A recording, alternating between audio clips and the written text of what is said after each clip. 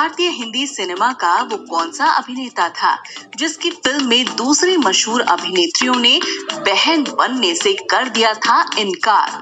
तो ऐसे में कैसे ये अभिनेत्री उस अभिनेता की बन गई बहन और कैसे उसी अभिनेता को आगे चलकर अपनी इस बहन से हो गया था प्यार। फूलों का तारों का सबका कहना है। कैसे इस अभिनेत्री ने फिल्मी पर्दे पर खूबसूरत कला के नाम पर वो अश्लीलता और अंग प्रदर्शन किया जिसकी वजह से इस अभिनेत्री को झेलनी पड़ी समाज और लोगों की वो आग और खूबसूरती के नाम पर ढेरों अवार्ड और प्रतियोगिताएं जीतने वाली ये मशहूर अदाकारा कैसे बन गई बदसूरत। क्यों इस अभिनेत्री को कभी न तो पति का ही सुख मिला और न ही प्रेमी का प्यार। बताएंगे और भी बहुत कुछ इस अभिनेत्री की जिंदगी से जुड़े उस बेरहम सच के बारे में जिसे सुनकर आप सभी की आंख हो जाएगी नम। तो आप बने रहिए हमारे इस वीडियो के अंतिम पल तक। दोस्तों, आज हम अपने इस शो में बात करने जा रहे हैं फिल्मों की एक ऐसी हसीन नायिका की जो थी बेहद बिंदास, बोल्ड और खूबसूरती का नायाब मिलन, जिसने भारतीय हिंदी सिनेमा में दिया विदेशी फैशन को जन्म। इस अभिनेत्री की हर अदा थी कमाल और इनकी इन्हीं आदतों पर हार जाते थे फिल्मों के हीरो अपना दिल। और अपने अनमोल आकर्षित रंग रूप से सजी ये हीरोइन पूरी दुनिया में आगे चलकर पहचानी गई खूबसूरत, हसीन और बेहद स्टाइलिश जीनत अमान के नाम से। चुरा लिया है तुमने जो दिल को। दोस्तों, जीनत अमान की दुनिया में जाने से पहले हम जान लेते हैं कि कौन थी जीनत अमान, कैसे इनका फिल्मों में आना हुआ और क्या रही इनकी शुरुआती जिंदगी और पढ़ाई लिखाई। इसके बाद मैं आपको बताऊंगी कि कैसे इतनी खूबसूरत अदाकारा की जिंदगी है। जीनत अमान का जन्म 19 नवंबर सन 1951 को मुंबई में हुआ, जो कि उस वक्त बॉम्बे के नाम से जाना जाता था। इनके परिवार में इनका नाम जीनत रखा गया। जीनत अमान के पिताजी अमानुल्लाह खान मुस्लिम थे और माँ वर्धनी महाराष्ट्रियन हिंदू। इनका परिवार भारतीय हिंदी सिनेमा से संबंध रखते थे। अमानुल्लाह खान एक सहायक लेखक थे और उन्होंने पाकीज़ा और मुग़ल आज़म जैसे सुपरहिट फिल्म्स के लिए स्क्रीन राइटिंग का काम किया था। इनके पिताजी को हिंदी सिनेमा में अमान नाम से पुकारा जाता था। जीनत अपने पिता के ज्यादा करीब थी, इसलिए आगे चलकर जीनत ने अपने पिता का नाम अमान अपने नाम के आगे लगा लिया था और ये अपने इसी नाम जीनत अमान से पूरी दुनिया में पहचानी गई। जीनत जब बहुत छोटी थी तो इनके माता पिता का आपसी मनमुटाव के कारण रिश्ता टूट गया था और ये अलग हो गए थे। जीनत अपनी माँ के ही पास रह रही थी। अब इनकी माँ ने जीनत की परवरिश के लिए काम करना शुरू कर दिया और पढ़ाई के लिए इनका दाखिला महाराष्ट्र के पंचगनी में सेंट जेवियर्स बोर्डिंग स्कूल में करा दिया। हालांकि तलाक के बाद भी जीनत अपने पिता से मिलती रहती थी और उनके साथ भी जीनत ने काफी समय गुजारा था। लेकिन जब जीनत 13 साल की हुई तो इनके पिता अमानुल्लाह खान 41 वर्ष की उम्र में इस दुनिया को छोड़कर चले गए। एक Hollywood film the evil with in को साइन कर लिया।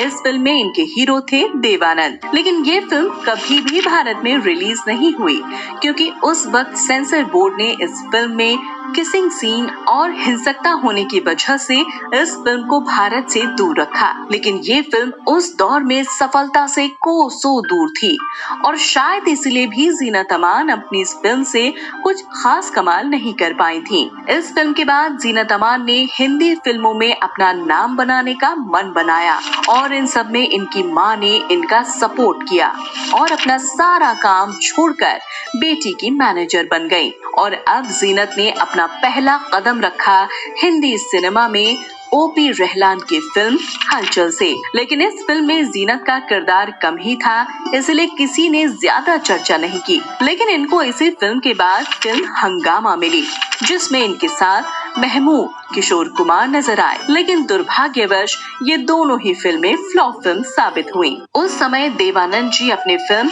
हरे रामा हरे कृष्णा के लिए एक बोल्ड और हिप्पी कल्चर से मेल जोल खाती लड़की की तलाश में थे। तो ऐसे में देवानंद और जीनत एक पार्टी के दौरान मिले। यहाँ जीनत अमान जिस रंग रूप में थी वो एकदम देवानंद को पसंद आ गया और उन्होंने अपनी फिल्म में जीनत को अपनी बहन का रोल ऑफर कर दिया। हालांकि जीनत से पहले देवानंद ने कई और बड़ी अभिनेत्रियों को ये रोल ऑफर किया था, लेकिन किसी ने भी फिल्म में देवानंद जी की बहन बनकर आना स्वीकार नहीं किया था, क्योंकि कोई हीरोइन उनकी बहन बनकर अपना करियर खराब नहीं करना चाहती थी। पिता की कब्र के पास गई थी और अपने पिता की कब्र के पास दिए गए सभी डायलॉग बोल कर आई थी। जिस समय जीनत ये फिल्म कर रही थी उस वक्त देवानंद के साथ काम करना बड़ी बात मानी जाती थी। हालांकि इस फिल्म से पहले जीनत की तीनों फिल्में फ्लॉप हो चुकी थी, लेकिन भगवान की इस दुनिया में कब क्या हो जाए पता ही नहीं चलता है। इनकी किस्मत में सितारा बनकर उभरना लिखा था, जिसका जीनत अमान को अभी एहसास तक नहीं था। हरे रामा हरे कृष्णा की शूटिंग नेपाल में शुरू हुई और कुछ समय बाद फिल्म बनकर तैयार हुई और रिलीज हुई। फिल्म में जीनत अमान के किरदार ने लोगों को काफी प्रभावित किया। फिल्म में लोगों ने इनका वेस्टर्न लुक और स्टाइल दोनों खूब पसंद किया। 1971 में रिलीज ये फिल्म सुपर डुपर हिट साबित हुई। फिल्म के संगीत ने भी काफी धमाल मचाया। देखो दीवानो तुम ये काम ना। इस फिल्म के गाने दम मारो दम को लेकर काफी विवाद भी रहा था, क्योंकि समाज को गलत दिशा की तरफ ये गाना धकेल रहा था। लिहाजा इस फिल्म के गाने को उस वक्त ऑल इंडिया रेडियो पर बैन कर दिया गया था। दम मारो दम। इस फिल्म के लिए जीनत अमान को पहली बार में ही बेस्ट सपोर्टिंग एक्ट्रेस का फिल्म फेयर अवार्ड भी मिला था। तो वहीं बंगाल फिल्म जर्नलिस्ट एसोसिएशन ने बेस्ट एक्ट्रेस के सम्मान से इन्हें नवाजा। इन अवार्ड्स ने जीनत अमान की सफलता पर भी अपनी मुहर लगा दी। इसके बाद तो हिंदी फिल्म के निर्माता और निर्देशक जीनत अमान के घर पहुंचने लगे थे।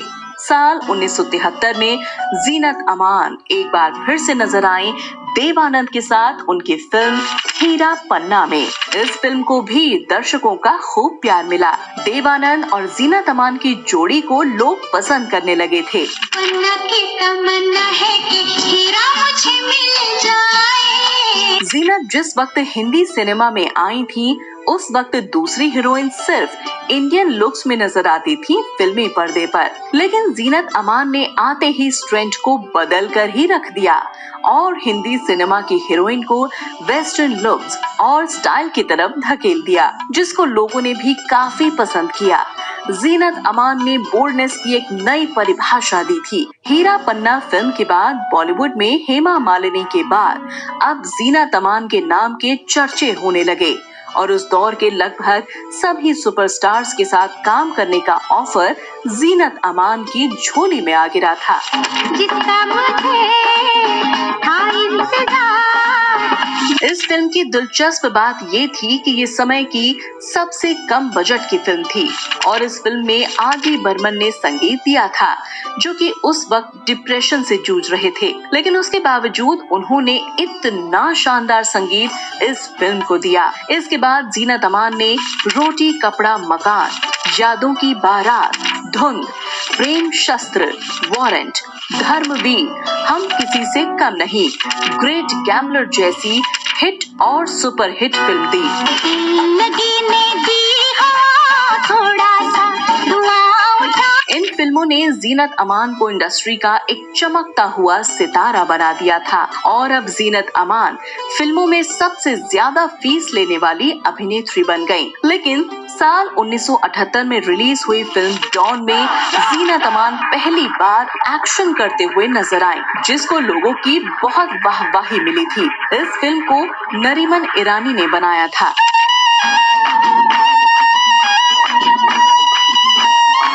लेकिन बड़े दुख की बात ये रही कि इस सुपर डुपर हिट फिल्म की सफलता से पहले ही इनकी मौत हो गई, जिसके लिए पूरी फिल्म इंडस्ट्री ने गहरा दुख प्रकट किया था। उनकी याद में सबसे महंगी इस फिल्म की हीरोइन जीनत अमान ने इस फिल्म के लिए एक भी रुपया फीस न लेकर भावपूर्ण श्रद्धांजलि दी थी।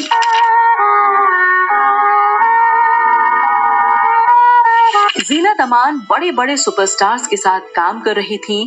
काम इतना था कि वो 2-2 शिफ्टों में काम करती थीं। साल 1978 में जीनत अमान की एक और फिल्म आई, सत्यम शिवम सुंदरम।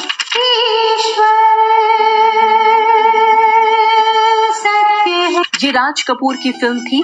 दरअसल राज कपूर अपनी इस फिल्म के लिए एक देहाती रंग रूप में सजी लड़की की तलाश में थे, जिसके लिए इन्होंने कई अभिनेत्रियों के टेस्ट लिए, लेकिन एक भी इस टेस्ट में पास नहीं हो पाई। ऐसे में जीनत अमान ऐसी ही देहाती रंग रूप में सच सवर कर राज कपूर के पास रोल मांगने पहुंच गईं। राज कपूर भी जीनत को ऐसे देखकर खुश हो गए और इनको इस फिल्म के लिए साइन कर लिया और साइनिंग अमाउंट के तौर पर सोने की गिन्नियां दे दी। जब ये फिल्म बनी और रिलीज हुई तो इस फिल्म में निभाए किरदार ने जहां जीनत को खूब नाम और शोहरत दी, तो समाज के एक हिस्से ने इनकी खूब निंदा और आलोचना भी की थी, क्योंकि जीनत ने इस फिल्म में कला के नाम पर खुलकर अंग प्रदर्शन किया था, जिसको कुछ लोगों ने पसंद किया।